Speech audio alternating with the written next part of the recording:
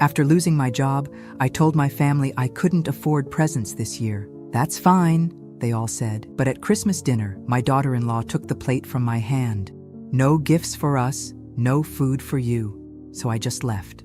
The next morning, she woke up to eviction notices as a present. Turns out the landlord was me.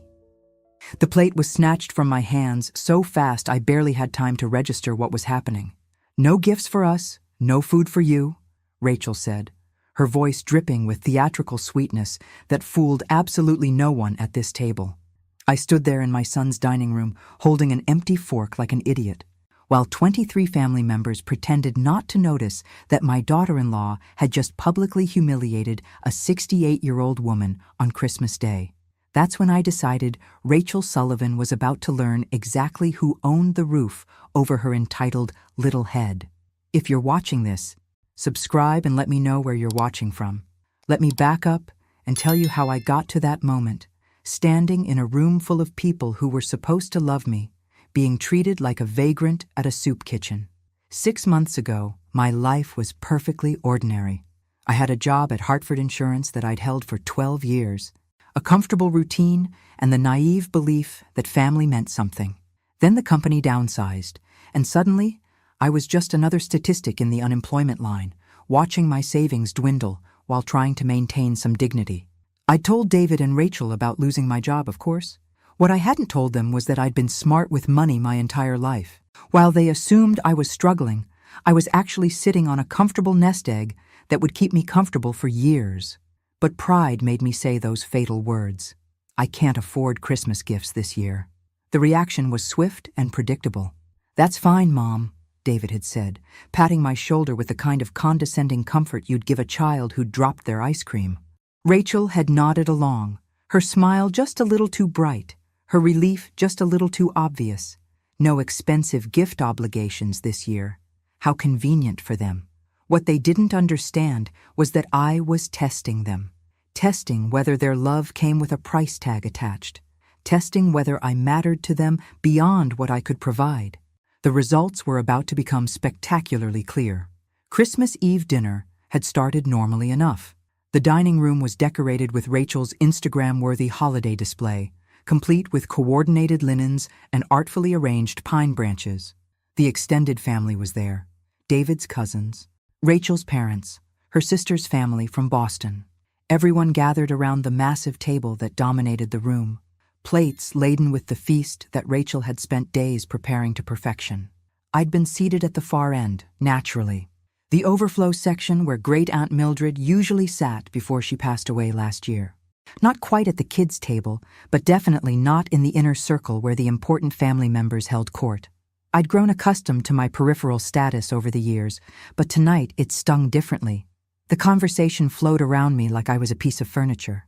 Rachel's promotion at the marketing firm, David's latest sales award, Tommy's soccer achievements, Sarah's piano recital, all wonderful things that I would have loved to celebrate with appropriate gifts, if anyone had bothered to ask whether my financial situation might have improved.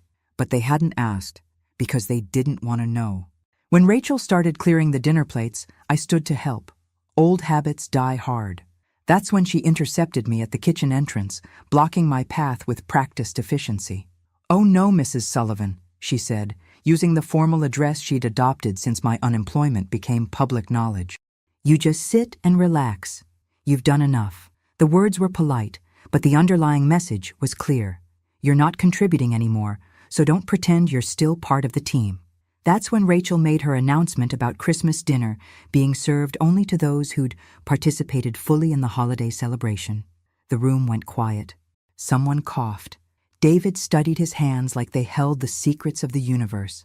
What none of them knew was that I held all the cards. Literally. Walking out of that house took every ounce of willpower I possessed, but I managed it with my head held high. I didn't slam the door. That would have given Rachel too much satisfaction. Instead, I simply collected my coat and purse, said Merry Christmas to the room at large, and left. The cold December air hit my face like a slap, but it felt cleaner than the atmosphere I'd just escaped. I sat in my car for exactly 3 minutes, letting the engine warm up and my anger crystallize into something more useful. Then I drove home to my modest apartment on Elm Street, poured myself a generous glass of wine, and opened my laptop. It was time to remind my dear daughter-in-law exactly who she'd been tangling with for the past 6 months. The property management company's website logged me in automatically. Muscle memory from years of handling my investments online. Sullivan Property Holdings LLC showed 11 active rental properties, including one particularly attractive colonial on Maple Drive. The tenant information was all there. David and Rachel Sullivan, lease initiated 3 years ago, never late on rent. Exemplary tenants who had no idea their landlord was the unemployed mother-in-law they'd just ejected from Christmas dinner. You see, when David and Rachel bought their dream house, they'd actually entered into a rent-to-own agreement. The previous owner, that would be me, operating through my LLC, had offered them what seemed like an incredibly generous deal. Low monthly payments, immaculate property maintenance, and a landlord who never bothered them with inspections or demands. They thought they'd hit the real estate lottery. What they didn't realize was that their benevolent landlord was subsidizing their lifestyle while living in a cramped apartment and clipping coupons for show. Every month, they paid me approximately 60% of what that house was actually worth in rent. The difference came out of my pocket, a gift I'd been giving them for 3 years without a word of acknowledgement. The irony was delicious. While Rachel was lecturing me about financial responsibility and cutting me off from family meals, she was living in a house I owned, enjoying below-market rent I provided, raising her children in bedrooms I'd decorated before they'd ever set foot in the place. I'd purchased the house specifically for them, actually. When they'd mentioned wanting to move to a better school district, but worrying about mortgage approval, I'd quietly bought the property through my LLC and crafted the perfect solution. David thought he'd negotiated the deal himself through a lucky connection at work. Rachel thought they'd found their dream home through savvy house hunting. Neither suspected that every detail had been orchestrated by the woman they now considered a financial burden. For 3 years, I'd been their fairy godmother, and they'd never even known it. But fairy tale arrangements work both ways. Just as easily as I'd made their housing dreams come true, I could wake them up to reality. The lease agreement included standard clauses about renewal terms, rent adjustments, and property sale options, all perfectly legal, all thoroughly documented, all leading to a very interesting conversation that was about to take place. I spent Christmas Day reviewing every document, every payment, every improvement I'd made to their home. By evening, I had a complete picture of exactly how much my generosity had cost me over the years. The below-market rent differential alone totaled over $47,000. Add in the improvements, maintenance, and property taxes I'd covered, and David and Rachel had been living off my charity to the tune of nearly $70,000. $70,000 from the woman who was allegedly too poor to buy Christmas presents. The next morning, I called Mrs. Patterson at Prestige Property Management. "Margaret," she said warmly, "Merry Christmas. How was your holiday?" Patricia Morrison had been managing my properties for 15 years. She was one of the few people who knew the full scope of my real estate investments, and she'd never questioned my decision to maintain anonymity with certain tenants. "Educational," I told her. "I need to schedule a property inspection for Maple Drive. Full walkthrough, documentation, the works. And Patricia? I think it's time the tenants met their actual landlord." After I hung up with Patricia, I dressed carefully for the occasion. My best wool coat, the good handbag, the pearl earrings that had been my mother's. Not flashy, but unmistakably expensive to anyone who knew quality when they saw it. Then I drove to Maple Drive, parking across the street from the house I owned to wait for Mrs. Patterson to arrive. Patricia's car pulled up precisely at 2 o'clock, punctual as always.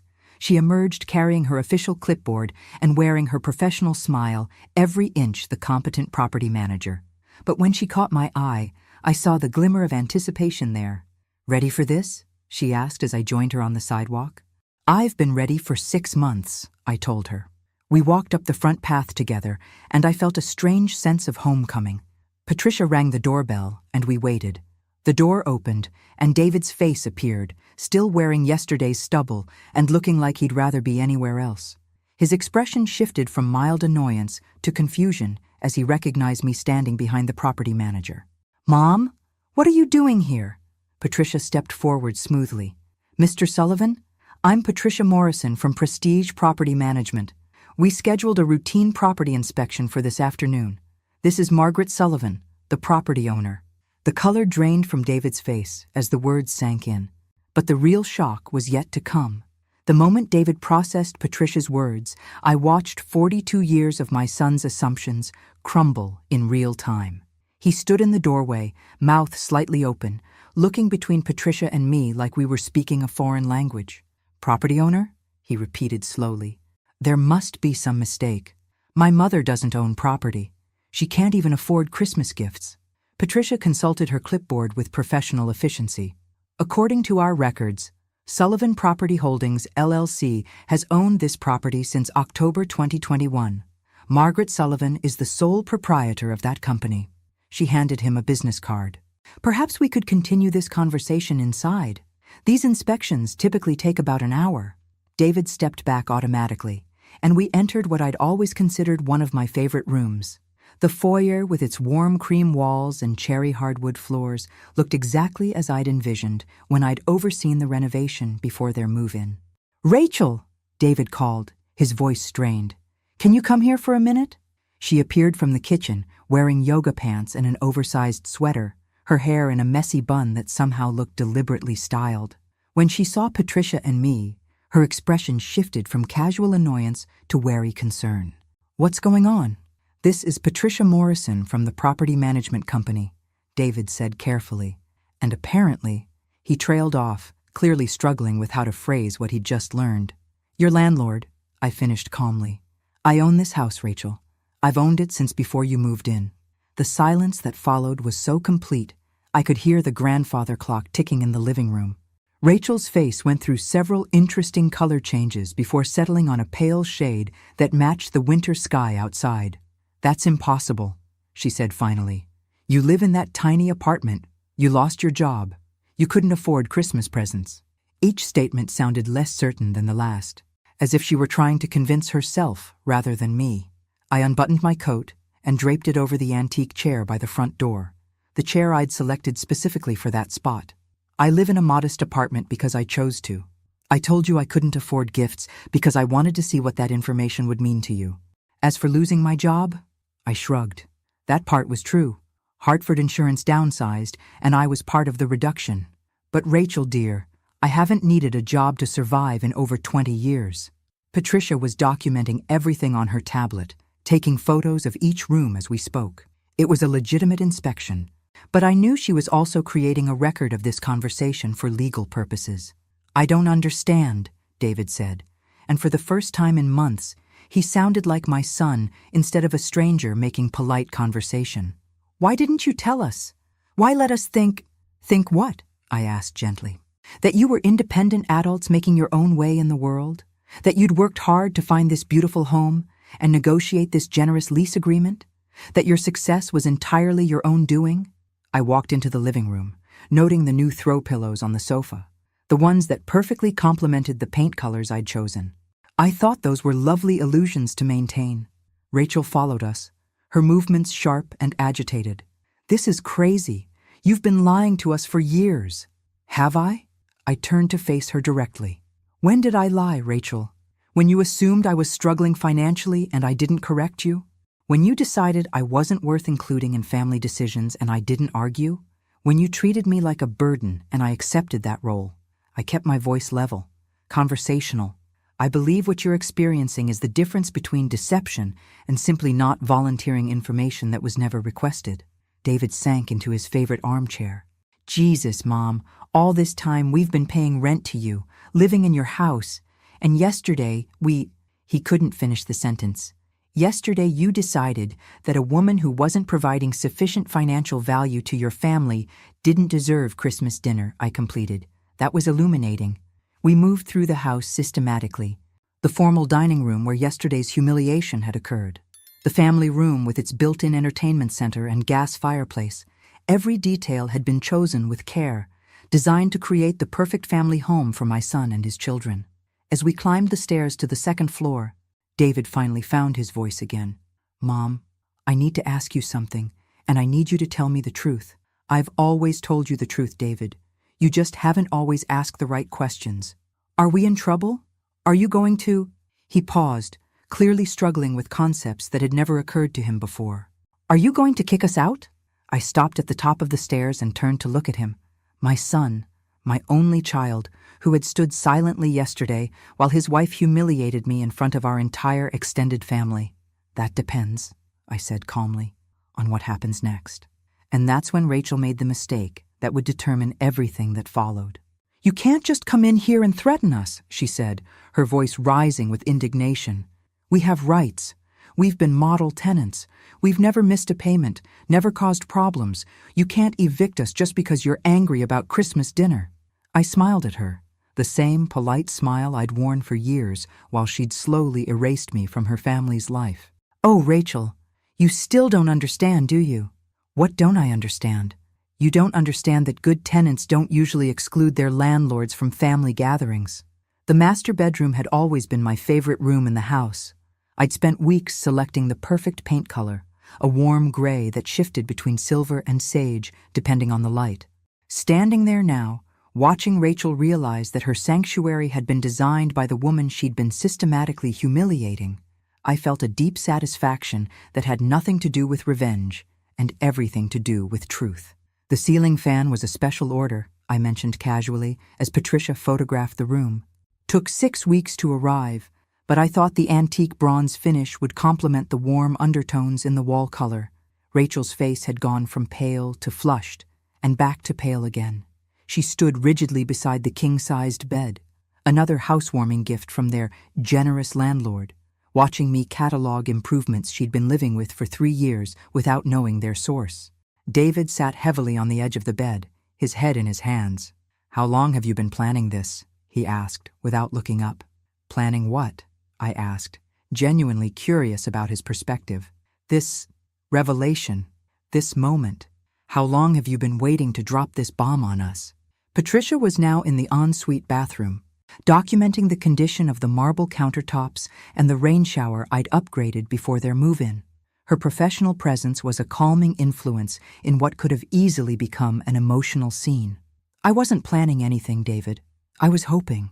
I moved to the window, looking out at the backyard where 8-year-old Tommy's swing set occupied the corner I'd specifically landscaped for children's play equipment. I was hoping that when circumstances changed, when I lost my job, when money got tight, my family would respond with love instead of arithmetic. "We did respond with love," Rachel interjected, but her voice lacked conviction. "Did you?" I turned back to face them, because from where I was sitting yesterday, love looked a lot like conditional acceptance based on financial contribution. David finally raised his head. "That's not fair, Mom. We've always included you." "Have you?" I kept my voice gentle, but I wasn't going to let that statement pass unchallenged. "When was the last time you invited me somewhere that didn't require me to bring something? When was the last time you called just to talk, not because you needed a babysitter or a favor?"